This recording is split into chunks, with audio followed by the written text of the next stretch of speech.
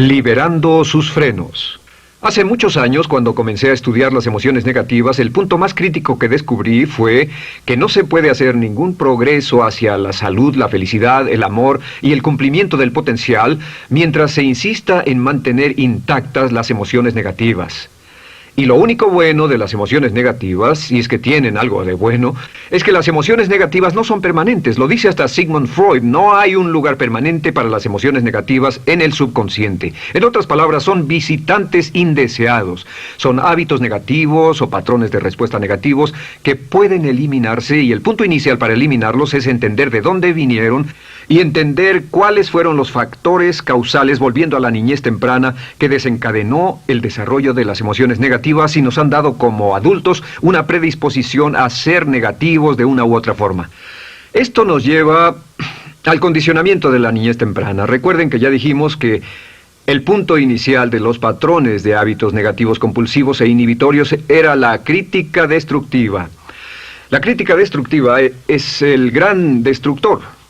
La crítica destructiva destruye a las personas en su interior y las deja caminando en círculos por fuera. Muchas personalidades han sido minadas y destruidas, mucha autoestima ha sido puesta de lado como resultado de la crítica destructiva más que cualquier otra cosa que podamos imaginar.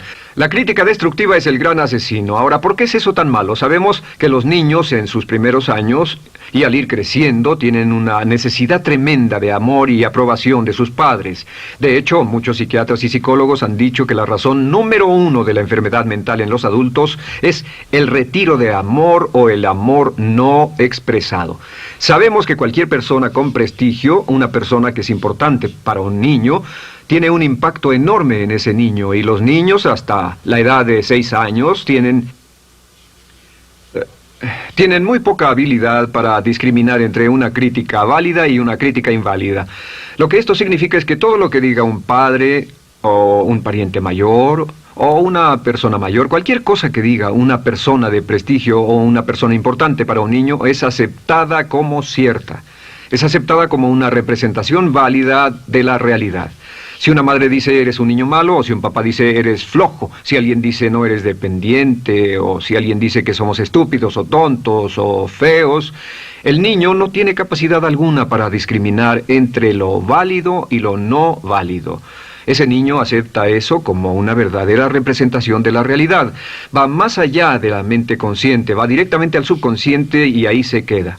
Muchos de nosotros como adultos aún estamos viviendo en base a la información negativa que recibimos cuando éramos niños. Y después como adultos, ¿qué decimos? Pues decimos así es como soy, o siempre he sido así, o algunas personas dirán, pues es de familia, tu padre era así, los hijos son así, tu madre era así, etc. ¿De dónde viene? Nada de estas cosas es de familia. Por ejemplo, cuando estaba creciendo, mis padres habían sufrido la depresión y la depresión les produjo un impacto enorme. Y cuando hablábamos de comprar algo, lo recuerdo muy bien, mis padres se ponían muy tensos y decían, no podemos pagarlo, no podemos pagarlo, no podemos pagarlo, no podemos pagarlo. Tenían una mentalidad de carencia, esta mentalidad de no podemos pagarlo toda su vida. Y luego yo crecí y aunque nunca he experimentado la depresión, y la mayoría de ustedes, 10, 20, 30, 40 años después, aún estamos diciendo, no puedo pagarlo, no puedo pagarlo, no puedo pagarlo. Aún tomamos como base esas frases críticas, esas frases emocionales que usaban nuestros padres. Tal vez sus padres les decían como mi padre me decía a mí una y otra vez, nunca acabas lo que empiezas, nunca acabas lo que empiezas. Nunca acabas lo que empiezas. Eres un flojo, nunca acabas lo que empiezas. Y cuando fui adulto tuve muchos problemas para acabar lo que empezaba. Al acercarme al final de la tarea, comenzaba a sentirme ansioso y buscaba cualquier excusa por posponerla o retrasarla. El segundo factor que nos predispone a emociones negativas es la falta de amor. Sabemos que las personalidades de los niños se desarrollan al grado en que reciben una alta calidad y una alta cantidad de amor de sus padres. Existe una relación de 1 a 1 entre la cantidad de amor, la calidad de amor y una personalidad sana. Ese amor negado o la privación de amor es la causa clave de la infelicidad, la negatividad y la enfermedad mental en los adultos. Para que un niño se sienta realmente amado, el niño debe tener padres con buenos conceptos, y la mayoría de nosotros tuvimos padres que fueron víctimas de sus padres, que a su vez fueron víctimas de sus padres. Un escritor famoso dice que todo el mundo es víctima de una víctima. Todos son víctimas de víctimas. Nuestros padres quisieron criarnos de la mejor forma posible, pero ellos mismos fueron víctimas de víctimas. Y para que un niño se sienta realmente amado, deben existir 3 condiciones. La condición número 1 es: los padres deben amarse a sí mismos. Los padres deben amarse a sí mismos. Recuerden, nunca le podrán dar más amor a otros que el que sienten por sí mismos. Si no se aman a sí mismos, no pueden amar a sus hijos. Si tienen un poco de amor por sí mismos, deben difundirlo en sus hijos. Si tienen poco amor por sí mismos y es absorbido por sus esposos, entonces, a veces, aunque deseen amar a sus hijos, no tienen amor que darles. Sus padres querían amarlos y en muchos casos no tenían amor para darles. Y eso es porque nunca lo recibieron cuando crecieron. El segundo requisito es: los padres deben amarse mutuamente. Para que un niño crezca sintiendo confianza en sí mismo, crezca sintiéndose amado, a salvo y seguro, debe crecer en un ambiente donde los padres se amen. No hay nada que le dé más temor a un niño que crecer en un hogar donde los padres peleen entre sí, donde los padres no se amen, donde haya dificultades, porque el niño siempre tiene una tendencia, primero que nada, ser una víctima, pues al niño se le grita y se le vocifera, y entonces cree que la razón por la que mamá y papá pelean es su culpa. Ahora, una investigación interesante: como hay muchas familias de un solo padre, la investigación interesante muestra que cuando uno de los padres se va como resultado de una separación o un divorcio, los niños que quedan invariablemente están convencidos de que la razón por la que el otro padre se fue se debió a algo que él hizo. Y es importante que si un matrimonio o una relación va a terminar y uno se va a ir, que el padre que se quede les diga a los niños una y otra vez que la razón por la que la relación no funcionó no tuvo nada que ver con ellos. Solo tuvo que ver conmigo y con papá, conmigo y con mamá. No tiene nada que ver con el niño. El niño necesita oírlo muchas veces antes de que se sienta confiado y seguro. Y por supuesto, siempre es mejor que un niño sea criado por un padre que lo ama que por 2 padres que no se aman. Una tercera condición que debe cumplirse si no quiere que exista la falta de amor es que los padres deben amar al niño. Los padres deben amar al niño. Bueno, esto parece muy obvio y muy lógico. La verdad es que, y esto es lo más difícil para usted y para mí como adultos, que ni siquiera lo pensamos, que es posible que nuestros padres no nos quisieron. No porque no lo intentaran, querían amarnos y tenían la intención de hacerlo, desde luego, etcétera, etcétera, pero simplemente como tenían conflictos mutuos y problemas sin resolver con sus padres, y sufrieron la guerra y la depresión, tenían que hacer carrera y otras responsabilidades, nunca lo lograron totalmente. ¿Entienden? Esa fue la dificultad. Lo deseaban, pero nunca lo lograron. La única forma en que puede amarse a un niño es pasando una gran cantidad y calidad de tiempo con el niño.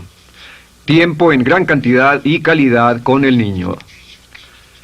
10 minutos al día no bastan. Los niños se consideran valiosos según el grado en que las personas más importantes en su vida pasen tiempo con ellos. Si las personas más importantes en su vida, sus padres, solo pasan poco tiempo con ellos, los niños concluyen que la razón para ello es que tienen muchos defectos, que hay algo esencialmente malo en ellos y que por eso sus padres no pasan más tiempo con ellos. Los niños no piensan con la razón, lo hacen en forma emocional. Solo piensan: mi padre está aquí, me ama, y si no pasa tiempo conmigo, él o ella no me aman. Y si cualquiera de esas 3 condiciones existió o más cuando estaba creciendo, los padres no se amaban a sí mismos, o no se amaban mutuamente, o tal vez no lo amaban porque nunca lo lograron, aunque querían, entonces usted debe haber crecido en conjunción con la crítica destructiva que se llama culpa. ¿Y qué es la culpa? Pues simplemente la culpa es un sentimiento de no valer mucho. ¿De dónde sacamos este sentimiento? Lo obtenemos cuando continuamente gente importante nos critica en nuestra vida y simultáneamente no nos dan el amor que necesitamos. Sentimos que no valemos mucho o que no valemos nada. Y un sentimiento de culpa nos lleva a un sentimiento de falta de mérito, falta de valor y culpa. Y esa culpa, ese sentimiento de falta de mérito, es el mayor problema del siglo XX, la principal fuente de enfermedad mental. Es la fuente principal de los problemas en las relaciones, la fuente principal de enfermedad psicosomática, la fuente principal de la mayoría de los problemas que afectan a nuestra sociedad. Es el profundo sentimiento de culpa y falta de mérito que se expresa o se esconde en los pensamientos o en la actitud: no valgo suficiente, no valgo suficiente. No valgo suficiente. Ya hablamos de la autoestima y de lo importante que es. La autoestima significa me quiero mucho, me quiero mucho, me quiero mucho, me quiero mucho. Las personas que han sido criadas con críticas destructivas durante su vida no solo no se agradan a sí mismas, no sienten que sean lo bastante buenas para nadie, y en muchos casos están llenos de odio por sí mismos. Se odian a sí mismos, se autocondenan o se detestan. Y verán que esto sale en sus conversaciones y sale en sus relaciones con otras personas. Las personas que no se quieren a sí mismas, aunque quieran tener buenas relaciones, simplemente no son capaces de ello. Las personas que piensan que no son buenas para nada siempre lo hacen aflorar, siempre será un problema. Ahora, ¿cuál es la razón principal de la culpa? ¿De dónde viene la culpa? La culpa viene de 3 fuentes negativas: padres negativos, influencias negativas o religión negativa. Una de las 3. Cualquiera de estas 3 usa la culpa. De la culpa se valen y aprovechan, en especial los padres y las organizaciones religiosas, por 2 razones. Una es el castigo. La culpa se usa para castigarnos. Cuando estamos creciendo, el castigar es la forma más fácil de hacer que uno se sienta mal.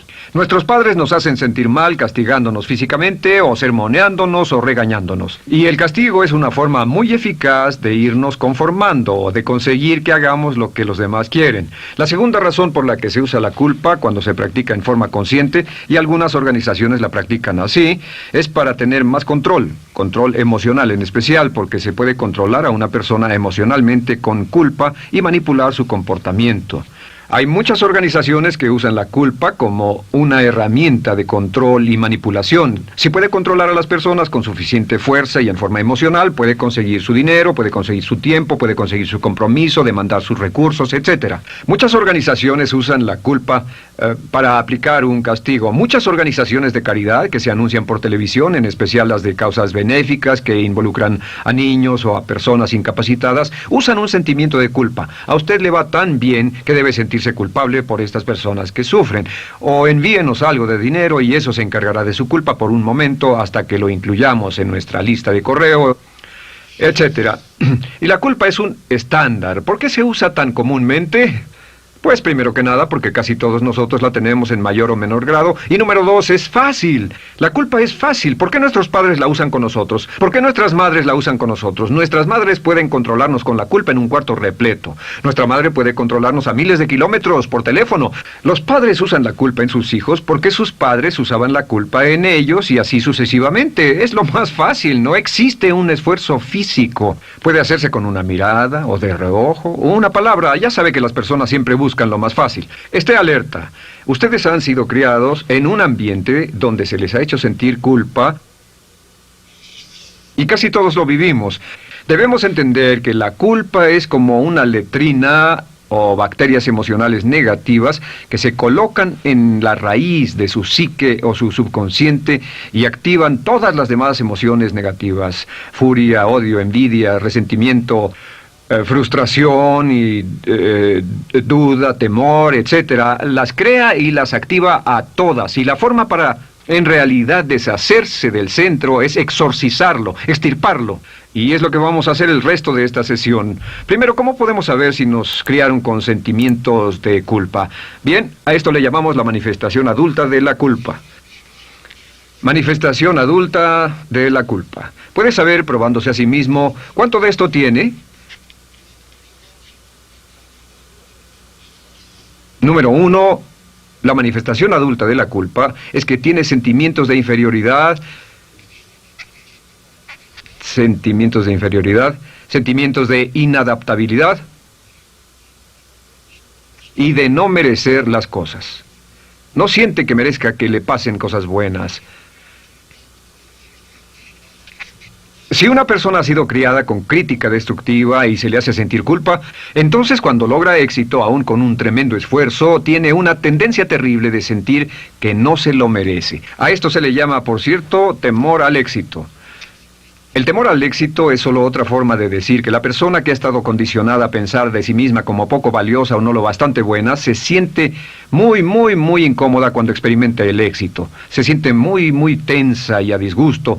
Realmente si sienten demasiada tensión, comienzan a aspirar cocaína, a beber demasiado alcohol, se enredarán en comportamientos autodestructivos, tendrán una sensación tremenda de ansiedad, como si alguien fuera a descubrir algo de ellos. Hay un libro en la librería que dice, si me está yendo tan bien, ¿por qué me siento como un impostor?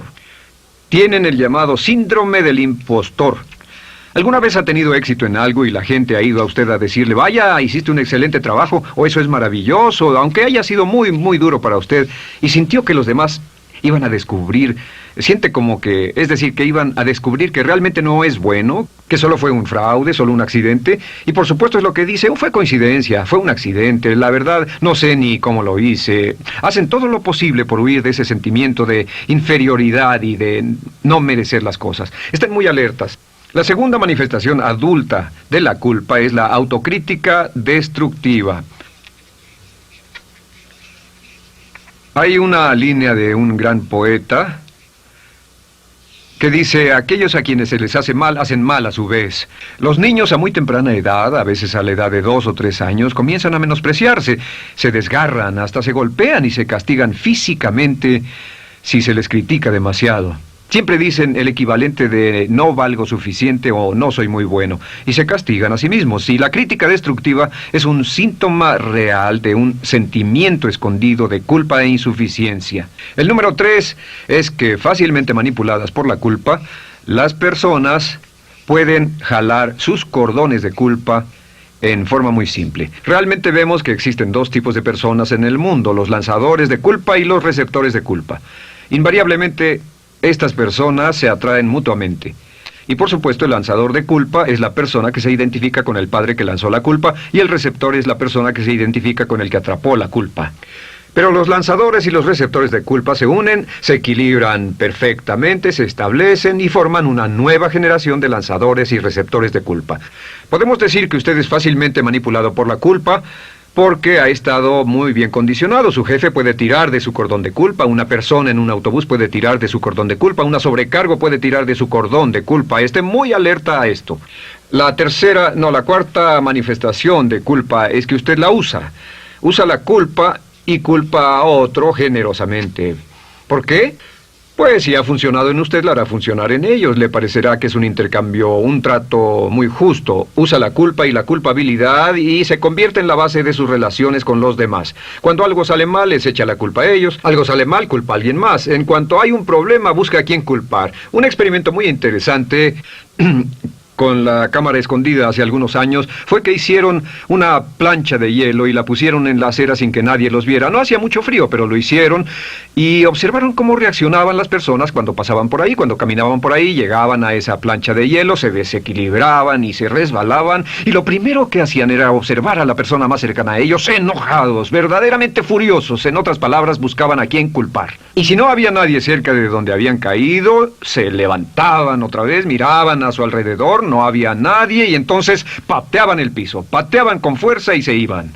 Nuestra tendencia natural cuando algo sale mal es buscar a alguien o algo a quien culpar, en especial si nos criaron con una culpa continua. Y la quinta manifestación es lo que llamamos lenguaje víctima.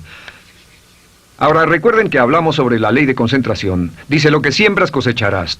También dice, si usas lenguaje de víctima, mantienes viva la culpa, la refuerzas, la edificas, la cultivas, la utilizas. El lenguaje víctima es lenguaje como no puedo, no puedo, no puedo. Cuando dice no puedo, no puedo, no puedo, envía un mensaje a su mente subconsciente y la mente subconsciente comprende que está inhabilitado, que no tiene control, que es una víctima. Y cuando desea poder hacer algo, su mente subconsciente retroalimenta su mensaje y dice no puedes, no puedes. Y lo segundo que dice es tengo que, y otra vez no tengo control, no estoy a cargo. Pero existe otra expresión del lenguaje víctima que debemos evitar, y es esta, trataré. Trataré, sea lo que sea, trataré. ¿Qué significan las palabras trataré? Pues déjenme decirles qué significan. Significan voy a fracasar y lo digo anticipadamente para que no me vengan con represalias. En otras palabras, dice trataré de llegar a tiempo, pero lo que está diciendo es tal vez llegue tarde y no pueden reclamarme porque dije que trataría.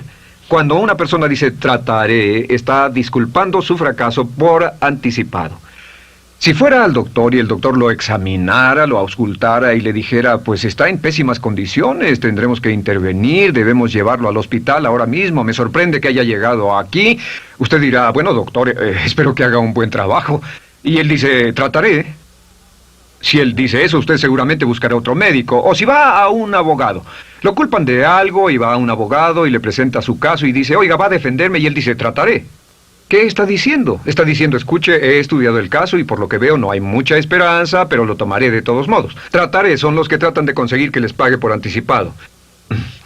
Otro juego de palabras que no debe usar. Por cierto, con respecto a trataré, lo que debe decir es lo haré o no lo haré. No trataré. Si alguna vez en nuestro negocio, tenemos un negocio muy activo, si llamamos a alguien y le pedimos alguna cosa o algún trabajo y dice trataré de conseguirlo para el viernes o trataré de terminarlo a tiempo, al instante sabemos que lo que quiere decir es que quiere sentirse libre, no comprometerse. Así que nunca dejamos que nadie se vaya con un trataré, debe ser hecho o no, y queremos obtener una seguridad. Si hace falta, nosotros lo hacemos. Cuando dicen trataré, lo que están haciendo es que se están lavando las manos. Esté alerta, la otra palabra es desearía. Dicen que un deseo es una esperanza o una meta sin energía detrás. Desearía. ¿Qué significa un deseo? Desearía significa que me gustaría tener algo, pero sé que nunca lo podré tener. Cuando dice desearía bajar de peso, ¿qué significa? Las palabras no dichas son, pero sé que no puedo.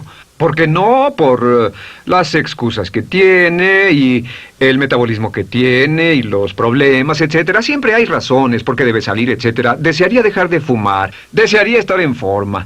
Desearía, desearía, desearía. Cuando usa la palabra desearía, le muestra al subconsciente que esto es algo que no cree que le sea posible lograr o adquirir. Entonces el subconsciente descarta completamente esto como meta y no le da energía, ni motivación, ni impulso, ni deseo de lograrlo. Así que esté muy alerta al lenguaje víctima. Esté alerta a la expresión sí, pero. O lo haría, sí, pero. Alguien le dice, haga esto, y usted dice, sí, pero. La palabra pero, por cierto, es el gran borrador. Si una persona le dice, podría incrementar sus ingresos o incrementar su rendimiento, ser una persona mejor o más feliz o bajar de peso o lo que sea, no importa. Y usted dice, sí, pero. Lo que está diciendo es que está borrando toda la aseveración que ha dicho antes.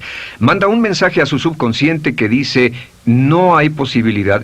Y no hace esfuerzo, no otorga energía, no ejerce capacidad alguna hacia el logro de esa meta. Y las personas que han sido criadas con culpa tienen 5 cualidades o 5 manifestaciones de adultos. Una es que se sienten inferiores, se sienten inadecuadas, sienten que no merecen que les pasen cosas buenas. Estén muy alertas a eso. El número 2... se autocompadecen continuamente, usan la autocrítica destructiva. El número 3, usan la culpa y la culpabilidad en ellos y en otros. El número 4, son manipuladas por la culpa. Y número 5, usan lenguaje víctima. Así que, ¿cómo nos deshacemos de la culpa? ¿No es sorprendente cómo se aclara esto? Este pizarrón, todo se borra. Tengo una varita mágica cuando me voy a sentar al escritorio. Entonces, ¿cómo nos deshacemos de la culpa? Para deshacerse de la culpa...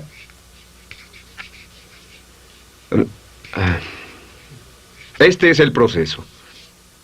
Tiene algunos pasos importantes. Número 1, el primero de la lista, elimine la autocrítica. Elimine la crítica autodestructiva. En otras palabras, nunca diga nada destructivamente crítico de usted mismo. No lo diga. Esta es la regla básica. El subconsciente acepta lo que diga usted como cierto, como un mandato. Así que no diga nada de sí mismo que no desee sinceramente que sea cierto. No diga estoy cansado, estoy gordo. No diga no puedo o debo. No diga nada a menos que quiera que sea cierto. Las palabras que van después de la palabra yo son las palabras que su subconsciente registra como mandatos, excepto cuando dice yo desearía o lo intentaré. Así que elimine la crítica destructiva. Siempre hable en términos positivos sobre usted. Me gusta mi persona, puedo hacerlo, lo haré, escogí hacerlo, pero nunca diga no, no puedo. Número 2 es no dejarse manejar por la culpa. Rehúse ser manejado por la culpa.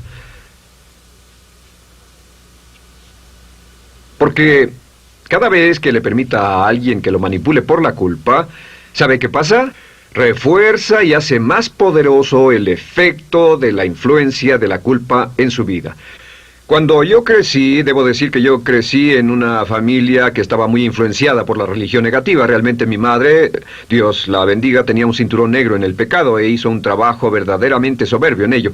Y yo tardé en sobreponerme. Cuando me casé con Bárbara, ella también venía del mismo tipo de familia y recapacitamos. Hay una hermosa respuesta cuando uno de los dos caía de nuevo en los viejos patrones. Decía, no tratas de hacerme sentir culpable, ¿o sí?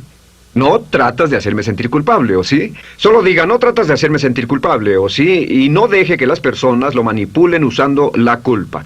El número 3, no use la culpa o la culpabilidad y anuncie que no va a usarla. No la use en otras personas y permita que sus hijos o su cónyuge digan lo mismo. No tratas de hacerme sentir culpable, ¿o sí? Repítalo una y otra vez. Y si la otra persona le dice eso es lo que trato, contéstele no va a funcionar. Y no funcionará. Es que la culpa solo funciona mientras usted no sepa que está siendo usada en usted. El número 4 es lo que llamamos la ley del perdón. Es la más importante de todas. Realmente es el centro, es el meollo de toda esta sesión. La ley del perdón simplemente dice que usted está sano mentalmente hasta el grado en que pueda perdonar libremente y olvidar las ofensas. Que su habilidad para perdonar a los demás es la clave que determina su felicidad y su éxito en la vida. Su habilidad para perdonar a los demás es la única forma de eliminar la culpa. Su disponibilidad para perdonar a los demás y olvidar ofensas es el determinante más importante de si usted está o no totalmente integrado y es un adulto que funciona como ser humano. Porque la tendencia de culpar y de guardar rencores es una tendencia patológica infantil que la poseen todas las personas que están enfermas mentalmente. La habilidad para olvidar, para perdonar libremente, es la marca del ser humano realmente iluminado. Ahora, acepte eso como real. Hay 4 personas a las que debe perdonar. Número 1, perdone a sus padres. Perdone a sus padres por todo lo que le hayan hecho para herirlo. La mayoría de nuestras investigaciones muestran que casi todos nuestros problemas como adultos se remontan a no estar dispuestos o no poder perdonar a nuestros padres por algo que hicieron que nos hirió. Perdónelos un 100%, escríbales, llámeles por teléfono, dígales, o cuando menos perdónelos en su corazón, pero perdone a sus padres.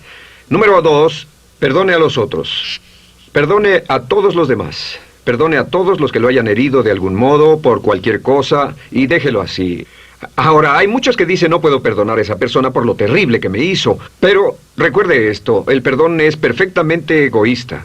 El perdón no tiene nada que ver con la otra persona, solo tiene que ver con su paz mental y con su propia integridad mental. Número 3, perdónese a sí mismo. Perdónese por todas las cosas débiles, tontas, insensatas y estúpidas que haya hecho, porque todas las personas han hecho cosas tontas, insensatas, estúpidas y ridículas, pero perdónese en un 100%. Y finalmente, la última parte de esto, si ha hecho algo que hirió a alguna persona, vaya a disculparse. Es sorprendente el hecho de vidas que se arruinan año tras año por personas que no tienen la fortaleza intestinal, las agallas y el valor para decir lo lamento. Una de las cosas más importantes es desarrollar carácter hasta el grado en el cual hacemos las cosas que son muy difíciles para nosotros, hasta el grado en el cual hacemos las cosas que sabemos que están bien, aunque sean difíciles, en especial cuando son difíciles emocionalmente. Y la clave para deshacerse de la culpa, la clave para ser una persona total y completamente positiva, es perdonar a los demás. Perdone a las personas con quienes ha sostenido una relación. Perdone a sus jefes anteriores. Perdone a los amigos que lo han herido. Perdone las inversiones que estuvieron equivocadas. Perdone a los jefes que lo despidieron. Perdone a sus padres. Perdone a todo el mundo. Desarrolle una actitud hacia la vida con la que rehúsa guardarle rencor a los demás. Solo repita una y otra vez: los perdono a él o a ella por todo. Los perdono por todo. Los perdono por todo. Y eso es todo. La clave para librarse de las emociones negativas es rehusarse totalmente a continuar con cualquier situación negativa. No olvide que es un acto muy egoísta y será tan egoísta como usted quiera. El acto del perdón lo libera y libera a la otra persona y le garantiza que se moverá rápidamente hacia el cumplimiento de su potencial. Para tener éxito, una mujer debe ser mejor en su trabajo que un hombre. Golda